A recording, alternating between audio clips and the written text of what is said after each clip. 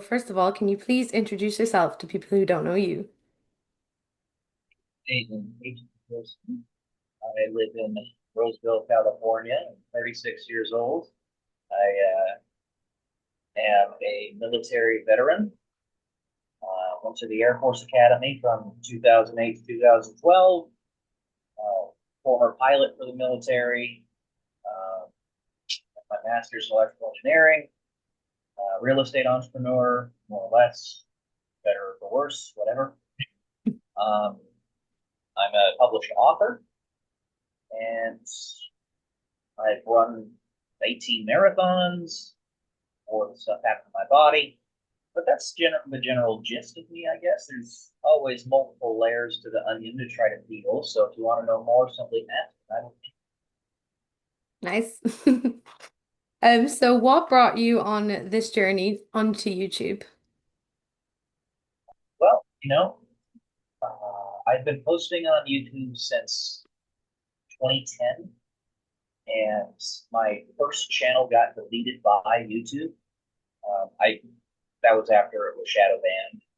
You can kind of tell when you're shadow banned when the subscriptions consistently and constantly go down no matter what you post, quality of the content you post, all that stuff. They're not going to tell you that they shadow banned you, but of course they did, you know.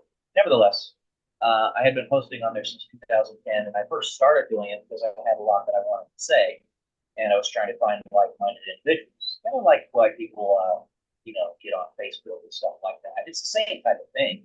It's just more video and it's on demand as opposed to being face to face live stream, but I do live stream as well.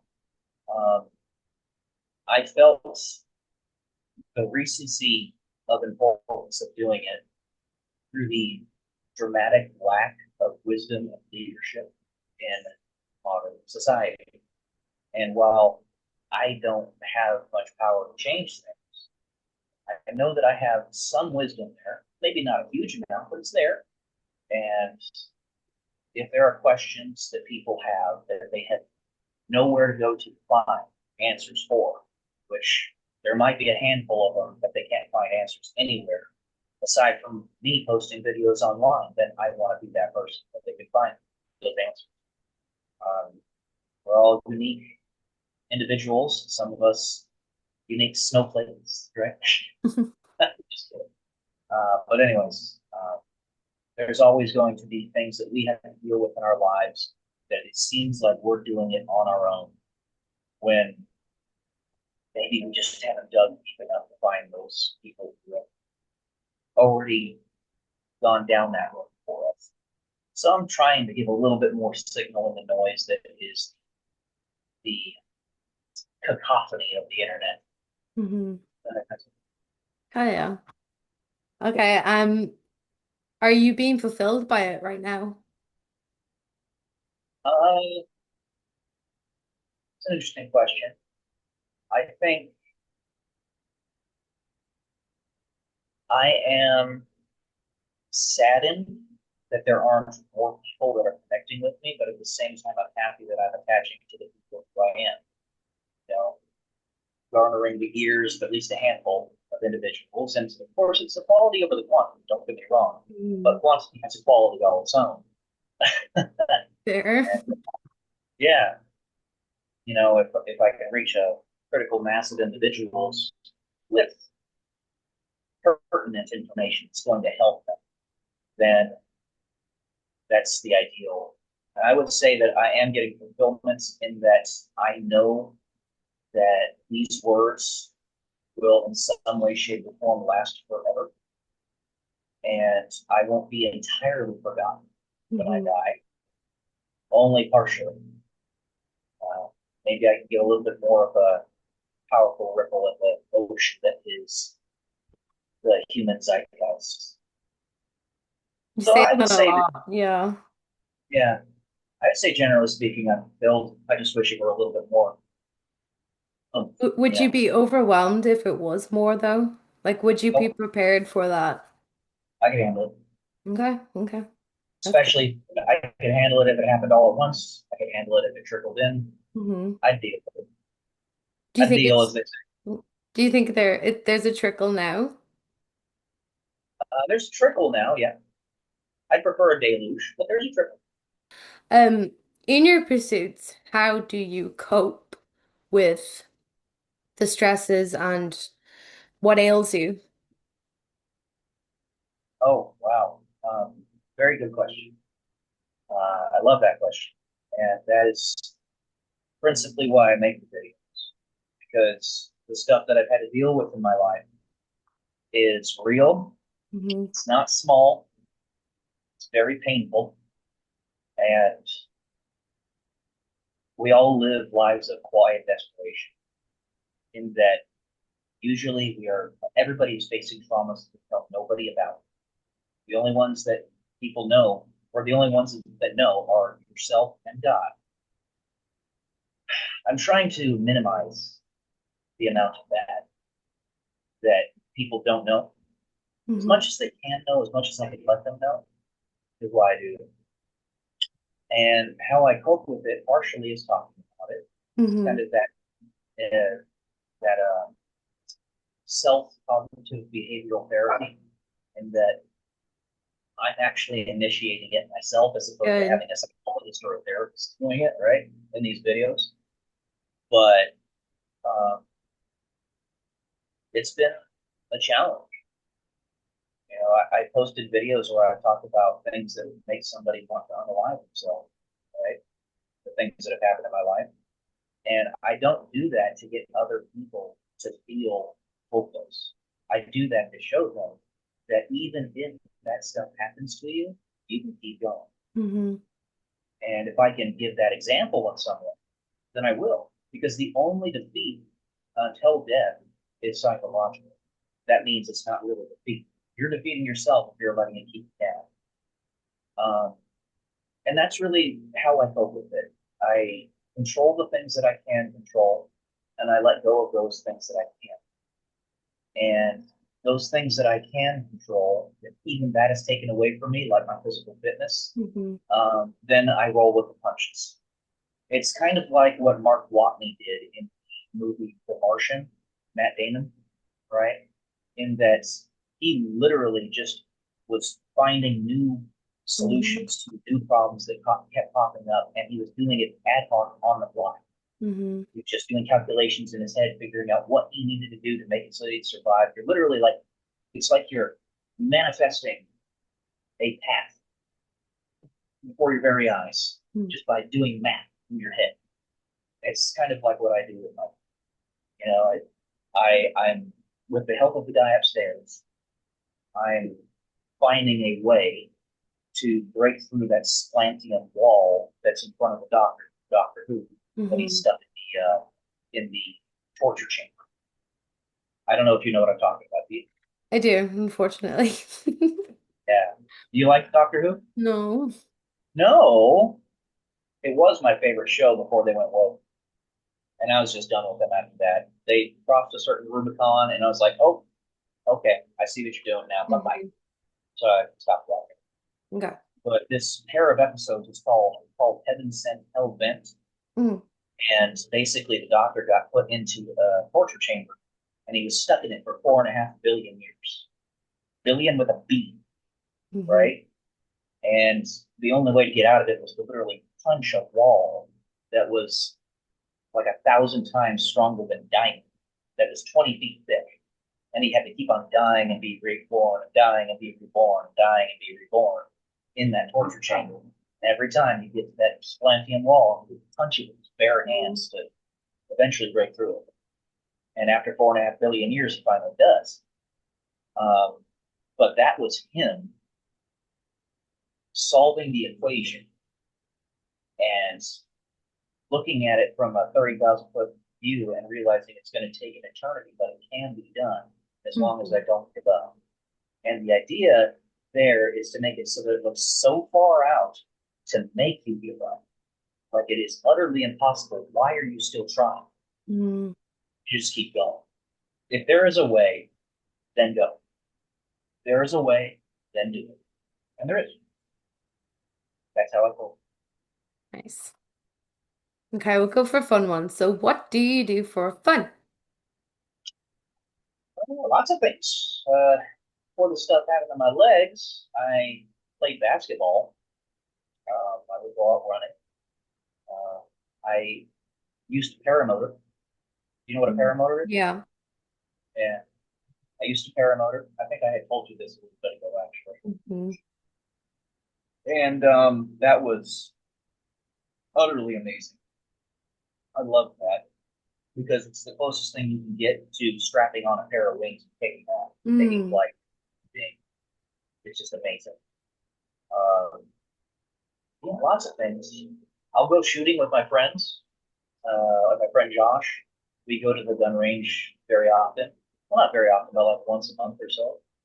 Uh, I go to the casinos, and I don't gamble much myself, but Mhm. I spend time with my parents who gamble, and that's very fulfilling to me because family is the most important thing aside from the Mhm. guy upstairs. And I got family members yelling outside my room right now, which you probably can hear. Not really. It's okay. All right. But yeah, so I spend time with my family, with my friends. I make these videos. I Hmm. play computer games, play with my dogs. Uh, yeah, I do lots of stuff for fun. There you go. You didn't mention writing? So I do for fun as well. I got my book right here. Oh, tell us about it. Black and White, The Odyssey of Eden. It's about time travel and the apocalypse. Um, so basically, the main character is named James Black. He actually goes by many names in the story, but it starts out as Hmm. James Black.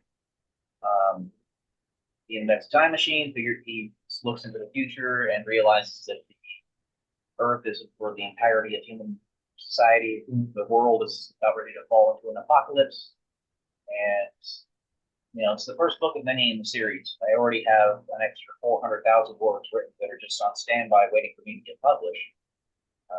Yeah, you can buy it anywhere you can buy books, including Amazon, audiobooks, Kindle, all those places.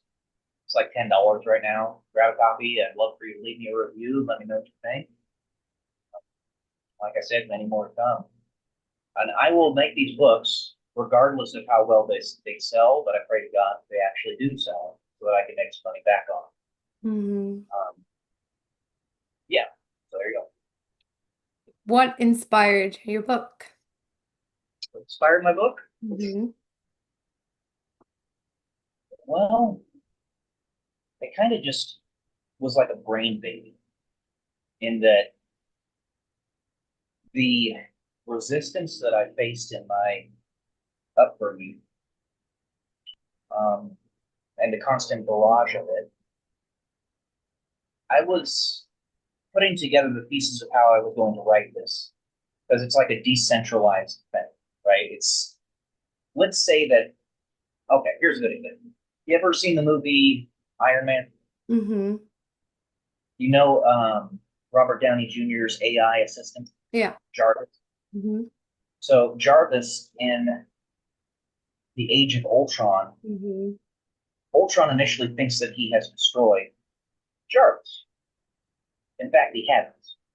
What Jarvis did was he let Ultron think that he destroyed him, but he had actually decentralized himself within the internet, little pieces of it, little kernels of it, to Hmm. be put back together later into who he was before. And this eventually becomes the character of Vision. Well, I think in some way, shape, or form, this is true with every one of them, in that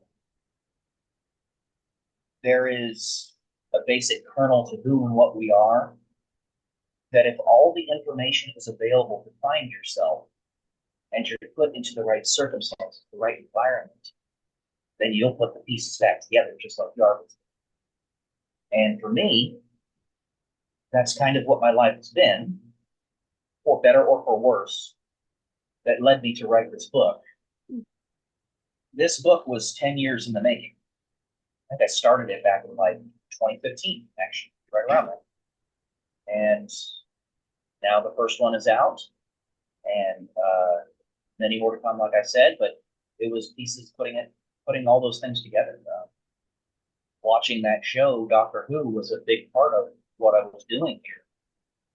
It was my favorite show for the longest time.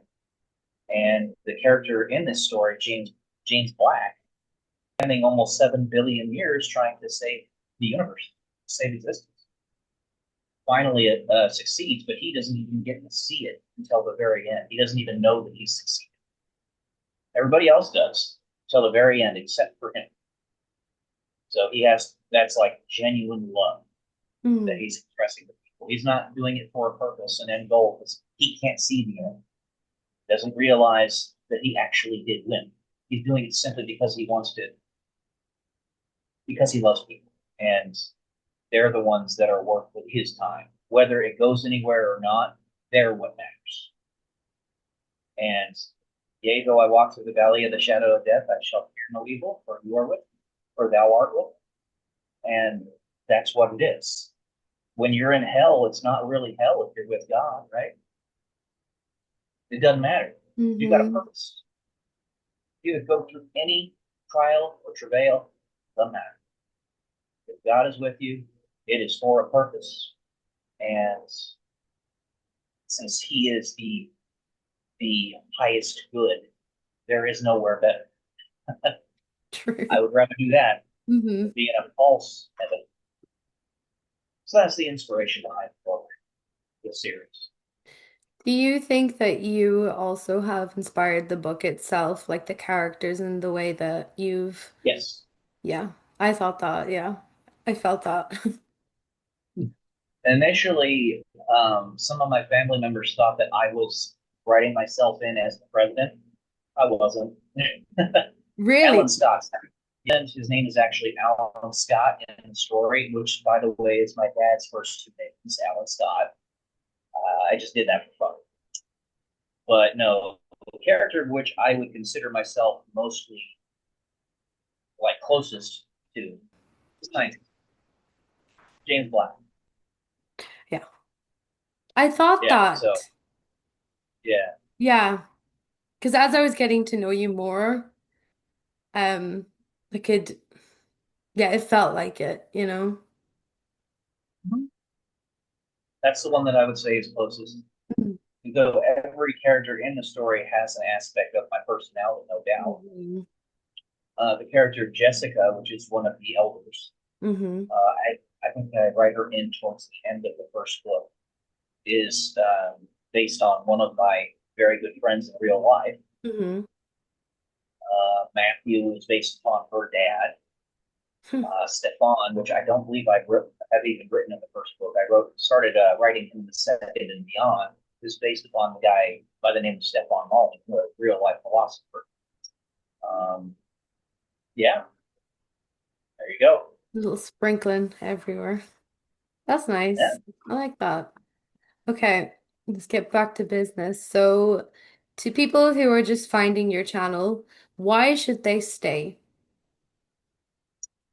You are not going to find um, as unique of a perspective on social mores, the human condition, as I have anywhere else. You simply aren't going. Hmm. If you are willing to stretch the confines of your mind, then I'm one of those places you want to go to. I'm also very, very accessible. I do not lock myself behind a gate. I don't gate information. If you want to know something about me and you're respectful, I will talk to you. And it will probably stay that way until I reach 200,000 plus subscribers, if I ever get there, Hmm. because I won't have a big enough audience to where I won't be able to communicate with that one on one. So I'm accessible, and I have enough confidence in myself to say that I'm a very rare person. I am very rarefied, and I'm very underutilized. You're going to get yourself some type of advantage in the world if you allow me to be in your circle, whether it be you just subscribing to my YouTube channel, uh, or whatever other way you decide to try to get in contact with. Now, mind you, reading somebody's writings is the best way to actually get an opening into their mind, heart, and soul. So read my book, and you're gonna get that. Do you want to shout out anything, everything? I can't think of anything off the top of my head to shout out aside from my like YouTube channel and my book and stuff like that. Uh, Then do it. Do it. well, I already did. My Do book, it Black and White, again. Do it not again. CV. Can't see you. Like I said, about time travel in the apocalypse. Grab a copy anywhere you can buy books. Please, please, please, please, please, please do, because I've not sold terribly many so far, and I could definitely use your help. Please leave a review. Those reviews help tremendously. And my doggos love to bark when I'm talking, but that's just the way doggos are. And my YouTube channel, Book Astronauts. Obviously, you can find that on YouTube. Just type in Book Astronaut. It is the profile icon of an astronaut helmet with a book inside it. It's got a yellow outline on it. You can also find me on Facebook. I have my own personal fan page as well as my own personal Facebook page. And until my personal Facebook page gets to 5,000 friends or whatnot, I'm still going to be adding people. Request as long as you're a nice person. I will add you. Yeah, there you go. We did it. We're so grown up. Yay.